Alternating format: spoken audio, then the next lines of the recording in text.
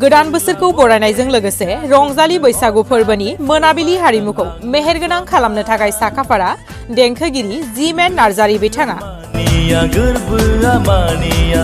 बाक्सा जिल्लानि सिङाव थानाय गरेस्वर हालामनि देंखोगिरि जिमेन नार्जारीया गुबुन बोसोरनि बायदि देग्लाय गोदान बोसोर रंजालि बैसागु फोरबोआव रायजो राजाजों रंजाफानो साखाफारा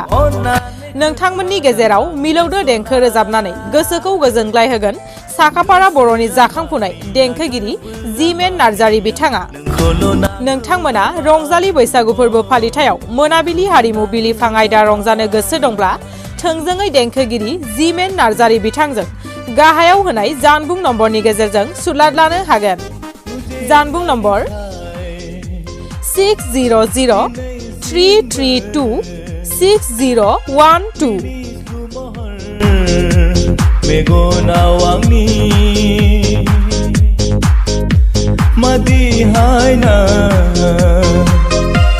मादि मोहिनी